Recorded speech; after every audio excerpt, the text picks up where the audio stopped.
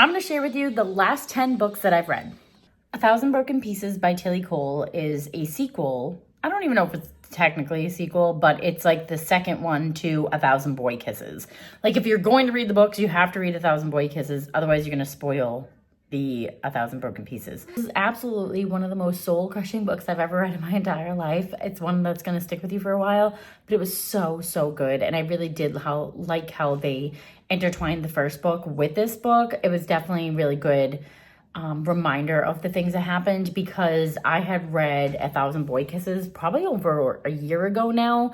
So I feel like I didn't even have to read them so close in succession because of the way they presented the characters and intertwined the stories. I was able to just jump right back in. Definitely actually a good book if you are grieving somebody close to you.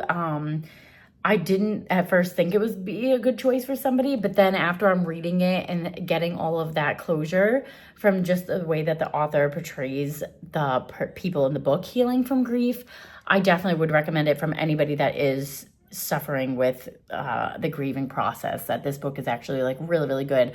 I cried so much through all of it. I definitely ugly cried. It was one of those you need tissues by your side all the time.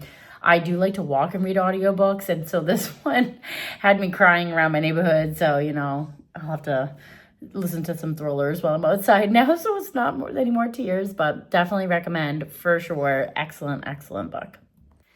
This book, Don't Let Her Stay by Nicholas Sanders, I honestly have to say it is a good book. It's a good premise. I just feel like for me, because I read so many psychological thrillers, I did find it a little bit predictable. There was still some twists, though, that I was like, oh, okay, that's a little bit different. But it's really that trope of is she crazy? Is she not crazy? Who's telling the truth? Who's lying? So it is kind of a lot of back and forth. And for me, it was just a little bit predictable. However, I will still say it is a good book. So if you're looking for maybe an easy read, or just a couple of days, because it's really not that long either. I did listen to it on audio, so I'm a walker, and when I drive I listen to it. So I would say that it's not a complicated read. So if you're looking for something easy while you do other things, it could be really good for that. But also, if you don't read a lot of psychological thrillers, then I would definitely recommend this for you, because it might be way more exciting for somebody that's not constantly listening to it. I just feel like once you get in a genre, especially psychological thrillers, there's really only so much sometimes that someone can do before you're oh yeah, I know what's going to happen next. But I will say that this author did kind of switch it up on me. So I was oh, okay. It wasn't totally out of left field twists, but it was still enough to keep me all right, cool. I would still recommend the book for sure. This one, Small Things by Wanda M. Norris. Good book, very short. If you are familiar with the Alibi series that I know Freida McFadden is taking part of, there's either 6 to 9 different authors, and they all have done novellas to be a part of the book collection. So I'm reading that book collection. And so this was a good book. Definitely not anything super twisty or thrillery in my opinion, but it was still worth a read, especially if you want to complete the collection series. I'm going to need you to not do that. Okay, this one also, Good Neighbors by Chad Zunker, is also a part of that Alibi series. I did actually really like this one a lot. I think it was really good. I really like the premise of the small short novella stories, because you can really get a good dose and finish it in a couple of hours, just depending on how many times you have to start and stop. Because if you have kids like me, can't just do anything for an hour straight. But I did really like this one as well. The next one is The Ex-Wives Club by Sally Hepworth, also a part of the series. I really did enjoy this one a lot. I thought it was really cleverly written, and for a novella, definitely kept me on my toes, and I really enjoyed this one. Again, short. All of these Alibi series are maybe an hour and a half read, depending on how fast you are, but I really like that one as well. This next one was the first one I read in the Alibi series, was Death Row by Freida McFadden. I really enjoyed that one a lot. I thought it was great. I struggle with the end because I just wanted more. I love Freida, so I just feel I'm always going to want more from her no matter what. But that's the first one I read in that series, and I still have a couple more to go. The next book that I've read was One Golden Summer by Carly Fortune. I have not read a Carly Fortune book in a little bit. I've actually I think there's only one of hers that I haven't read, but I really loved this book. I loved the romance story. I needed a good palate cleanser, and I really felt like this one did the trick. Very like small town romance and just like a perfect summer book. It definitely had like all the feels in it. I don't know if I'd say I cried, but I was definitely like, it was a good heartfelt like Hallmark kind of movie-ish kind of book. So if you enjoy that kind of stuff, I'd say a step up from Hallmark, because the good thing about Carly Fortune is she's not like cheesy or corny. Like she very much is in tune with like how people are today. So that's why like I really do enjoy her stories, because she's not afraid to like put everything out there and be like an actual like normal person and not very like cringe. So I really do like her books. Ashley Flowers, All Good People Here. I actually read this book because I read, and I don't know if it's on here, I read The Missing Half. That was the first one I read from her, and that just came out, I think, May 6th. Oh my gosh, first of all, like I know that's not a part of the 10 books here, but damn.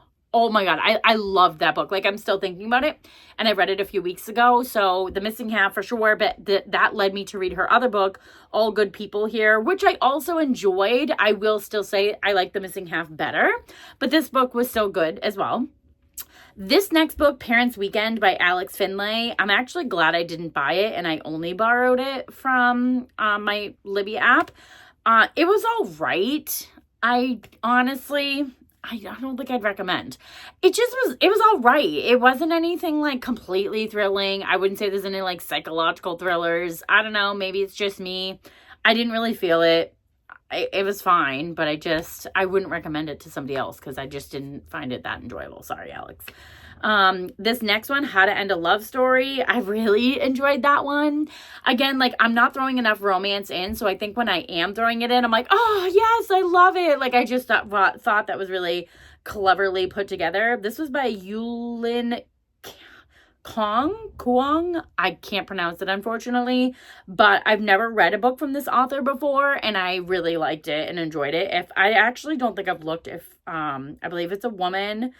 I don't know if I've looked that she has any other books, but I would actually go and look at her catalog because of this book. So that's how highly I am recommending that. If you are not familiar with my book club, I have a book club, Pages and Corners. It's on Facebook, and I do have a website as well. And I am doing a reading challenge for the alphabet, like read the alphabet. I have only a few more books to go.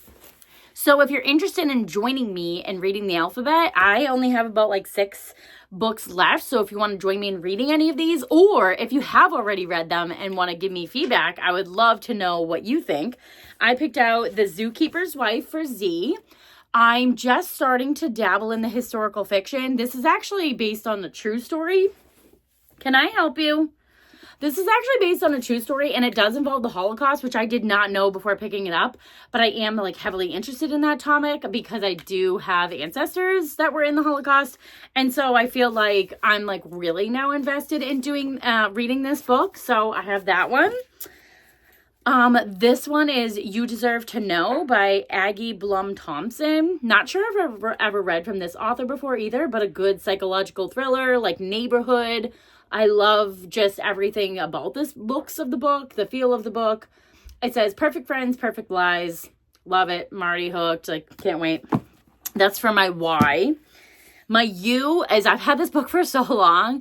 It's called Unstoppable by Bill Nye, because who does not love Bill Nye? Like, I'm sorry, but if you don't like Bill Nye, we have problems. He's like the best. So I think it's more, it says harnessing science to change the world. So I'm assuming it's going to be a little bit about his life as well. And he applies his message of technological optimism, it says. So I'm not going to go too deep into it, but I would kind of like to get out and branch out a little bit different. I do love reading autobiographies from people, and I do feel that this is going to be a lot about like him in general and science. And so I'm going to do this for you. I'm very excited for this one because I've heard so many good things and I've never had the opportunity to even try. And so I picked this up at Target the other day. This is the Remarkably Bright Creatures. So I'm going to use this for R.